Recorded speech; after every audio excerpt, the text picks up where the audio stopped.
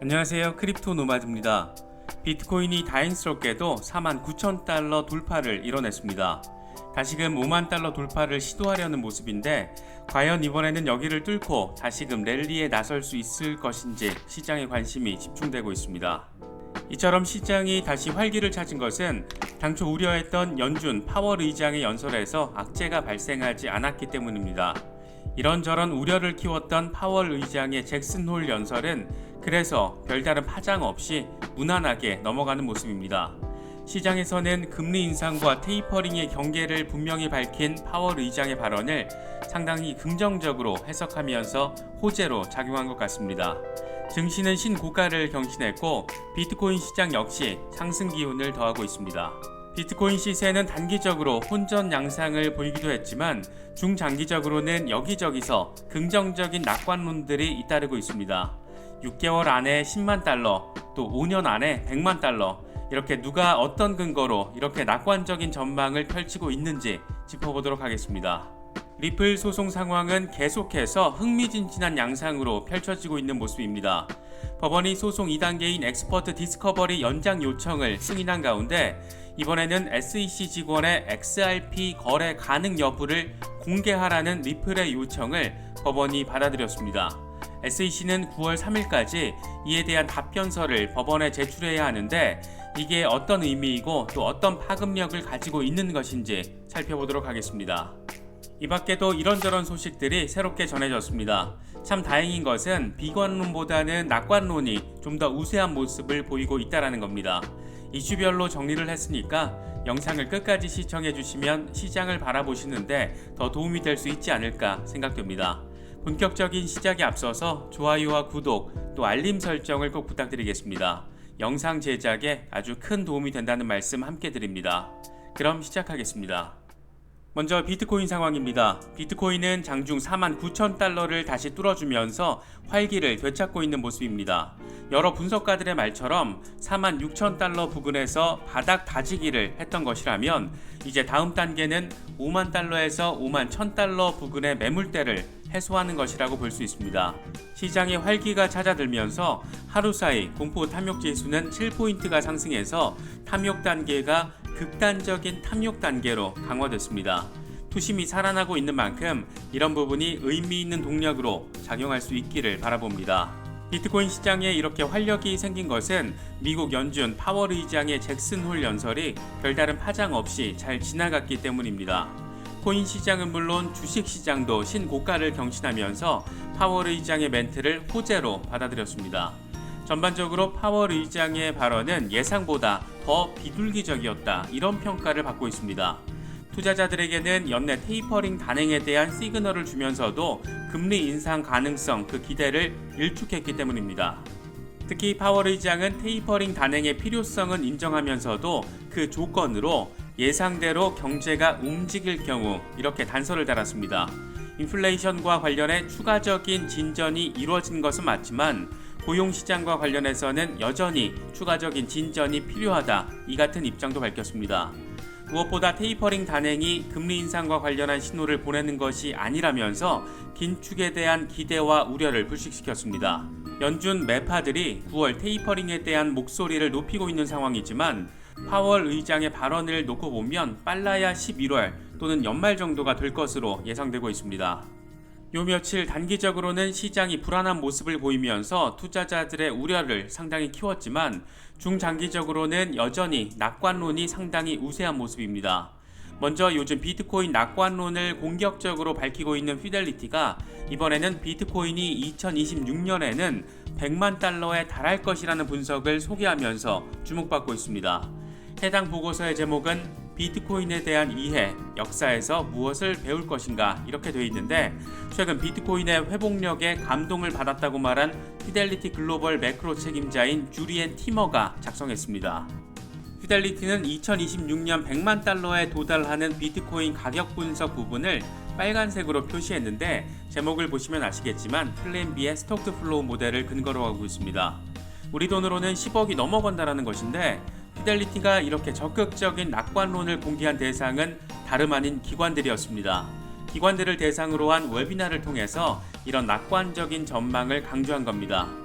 그러니까 이런 낙관적인 전망이 분명하게 제시되어 있으니까 투자를 많이 해라, 이런 취지로 볼 수 있습니다. 이런 방식으로 기관 자금이 더 흘러 들어올 경우에 비트코인 시장의 안정성은 더 확대될 수밖에 없는 것이어서 과연 어떤 결과로 이어질지 기대되고 또 주목되는 그런 부분입니다. 물론 개미 투자자들의 입장에서는 5년 뒤에 이 같은 상황이 좀 멀게 그렇게 느껴질 수도 있을 것 같은데, 단기 대응하시는 분들은 다음 전망의 내용을 잘 살펴보시면 좋을 것 같습니다. 암호화폐 투자 컨설팅 업체 마이다스터치 컨설팅 소속의 애널리스트인 플로리안 그럼즈는 비트코인 투자자들은 최근 며칠 동안의 반등에 의존해서는 안 된다. 비트코인은 앞으로 몇 개월간 조정을 겪고 나서야 신고점을 기록할 것이다, 이렇게 분석했습니다.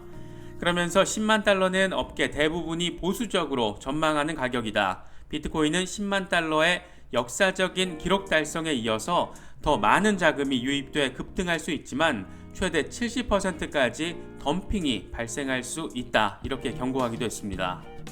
요즘 디파이와 NFT에 대한 관심도가 급증하면서 이들의 최대 플랫폼인 이더리움에 대한 관심 역시 급증하고 있는 모습입니다. 특히 기관 투자자들의 경우에는 비트코인보다는 이더리움을 더 선호한다, 이런 보도가 나와서 주목받고 있습니다. 블룸버그는 1개월 선물 계약 기준으로 이더리움은 현물 가격 대비 프리미엄이 8.27%가 붙은 반면 비트코인에는 프리미엄이 6.58%가 붙었다라고 분석했습니다. 이더리움에 대한 기관 투자자들의 관심이 높아지면서 비트코인 대비 이더리움 선물 미결제 약정 가치 비율은 지난 4월에는 0.1이었지만 최근에는 0.3까지 상승한 것으로 나타났습니다. 이런 상황과 관련해서 크립토 컴페어는 이더리움 기반 상품에 대한 투자액은 최근 30일 138억 달러를 기록하면서 전월 대비 72.8%의 상승폭을 나타냈다. 이는 암호화폐 투자 상품 가운데 가장 빠른 성장 속도로 이더리움 기반 투자 상품의 시장 점유율은 25.2%를 기록했다라고 분석했습니다. 그만큼 이더리움에 대한 인기가 상당히 더 뜨거워지고 있는 그런 상황으로 볼 수 있습니다. 특히 최근 예전 버전의 소프트웨어 버그로 인해서 이더리움 메인넷에서 체인이 분할되는 사고가 발생했다, 이런 다소 불안한 소식이 전해졌는데도 시세에는 전혀 영향을 미치지 못했습니다. 이번 사고로 인해서 송금 거래를 할 경우에 이중 지출 공격 또 손실 위험이 발생할 수도 있다고 알려져서 그 우려를 키우기도 했었는데, 버그는 수정이 신속하게 이루어지면서 지금은 문제가 없는 것으로 전해지고 있습니다. 리플 상황 짚어보겠습니다. 8월 28일 오전 리플은 1.18달러 전후에서 거래되고 있는 상황입니다. 시장 전체의 상황이 개선되면서 하루 전보다는 10% 정도 오른 모습을 보이고 있습니다. 리플 시세와 관련해서 코인텔레그래프의 기고가인 라켓쉬 우패드기에는 20일 지수 이동평균선과 RSI가 약세를 보인 것은 황소들이 힘을 잃어가고 있다는 점을 보여준다. 다만 가격이 현재 수준을 벗어나면 1.66달러까지 반등할 가능성이 있다, 이렇게 분석했습니다. 하지만 다시 하락세로 돌아갈 경우에 더 깊은 조정을 시작할 위험이 커질 수도 있다라고 진단했습니다. 요즘 리플의 가격은 사실 차트적인 흐름보다는 소송 이슈로 인해서 더 영향을 받게 될 거라는 인식이 더 일반적인 것 같습니다. 그만큼 소송이 혼전 양상을 보이면서 섣부른 예측을 하기 어려운 그런 상황이기도 합니다. 먼저 소송 2단계인 엑스퍼트 디스커버리 기한을 연장해달라는 리플과 SEC의 요청에 대해서 법원이 승인했습니다. 양측은 11월 12일로 마감일을 연장해달라고 요청을 했는데 법원은 이런 요청을 받아들이면서도 기한을 한정하진 않았습니다. 이런 가운데 재미있는 상황이 펼쳐졌는데 법원이 SEC 직원의 리플과 이더리움, 비트코인 등 암호화폐 거래 여부를 확인하기 위해서 관련 문서를 제출하라고 SEC에 명령했습니다. 이 같은 명령은 리플 측이 해당 문서 제출이 필요하다라는 입장문을 법원에 제출한 뒤에 법원이 승인하면서 이뤄졌습니다. 리플 측 제임스 필란 변호사에 따르면 SEC는 9월 3일까지 해당 문서를 법원에 제출해야 합니다. 이 부분이 의미가 있는 것은 SEC는 시장의 비공개 정보를 다루는 곳이기도 한 만큼 내부 정보를 직원들이 악용해서 투자를 할 가능성도 있기 때문입니다. 따라서 이런 상황을 차단하기 위해서 SEC는 직원들이 주식 등에 투자할 경우에 내부 윤리 규정에 따른 보고를 의무화하고 있습니다. 만약 SEC 직원들이 SEC의 별다른 보고 승인 없이 XRP에 투자를 한 것이라면 이들은 XRP를 비증권으로 인식하고 투자한 것으로 볼 수 있습니다. 따라서 과연 SEC가 이런 상황에 어떻게 대응할지 여부가 초미의 관심사가 되고 있는 그런 상황입니다. 만약 이번에도 SEC의 수세가 다시금 확인된다면 이번 소송은 엑스퍼트 디스커버리 단계에서 합의 또는 기각 등으로 이어질 가능성도 충분히 생각해 볼 수 있는 상황입니다. 과연 SEC가 9월 3일까지 어떤 문서를 제출할지 궁금하고 또 기대되는 부분입니다. 비트코인 맥시멀리스트인 마이클 세일러가 이번에는 흥미로운 설문조사 결과를 공개했습니다. 마이클 세일러는 트위터를 통해서 장기적으로 자산을 보관할 수 있는 가장 안전한 장소는 이렇게 제목을 달면서 설문조사를 진행했는데 총 84,489명이 참여한 이번 설문조사에서 비트코인이 득표율 80.3%로 1위에 올랐습니다. 이어서 부동산이 2위, 은행과 채권이 각각 3.5% 또 2%로 뒤를 이었습니다.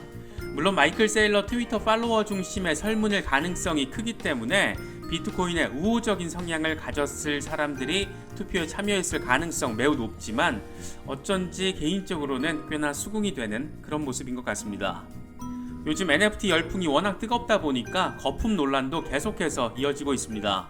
이런 가운데 암호화폐 자산운용사 코인쉐어스의 CSO가 거품이 아닌 새로운 디지털 플렉스 이렇게 표현을 했습니다. 그녀는 자신의 트위터를 통해서 NFT는 거품이 아닌 새로운 소비자 계층을 위한 디지털 플렉스라면서 다양한 NFT 프로젝트와 비트코인의 희소성이 투자자들에게 동기를 부여하는 잠재적인 요소이다 이렇게 밝혔습니다. 그러면서 세 가지 옵션에 대해서 설명을 했는데 하나, 아무것도 안 한다. 둘, NFT를 수용하고 뛰어들어서 배우고 이해하려고 노력한다. 셋, 5년 전 비트코인을 조롱했던 것처럼 NFT를 거품으로 취급하고 조롱한다. 나는 2번을 선택하겠다. 이렇게 말했습니다. 암호화폐 업계의 큰 손인 마이크 노보그라츠도 한마디 거들었습니다. 그는 새로운 마켓 트렌드가 시작될 때 나타나는 정상적인 흥분이다. 올해 전체 예술품 판매의 15%가 NFT일 것이라고 생각한다. 4개월 전에는 시장이 존재하지도 않았다라는 점을 감안하면 큰 수치 같아 보이기도 하지만 가격에 거품이 꼈다고 해서 NFT가 실제 산업이 아니라는 것을 의미하지는 않는다. 이렇게 설명했습니다. 많은 소식들이 새롭게 전해졌습니다. 비트코인과 암호화폐, 또 NFT, 블록체인, 디파이 이런 여러 이슈들을 잘 살펴보시면 시장을 바라보시는데 전반적인 틀을 이해하는 과정에서 분명히 적지 않은 도움이 될 수 있을 거라고 생각합니다. 시장이 반등세를 보이고 있으니까 나름의 전략에 맞춰서 잘 대응하실 수 있으면 좋겠습니다. 이번에 준비한 영상은 여기까지입니다. 영상이 도움이 되셨다면 좋아요와 구독 또 알림 설정 꼭 부탁드리겠습니다. 영상 제작에 아주 큰 도움이 된다는 말씀 함께 드립니다. 언제나 성투하시기를 기원하겠습니다. 시청해주셔서 감사합니다. 지금까지 크립토 노마드였습니다.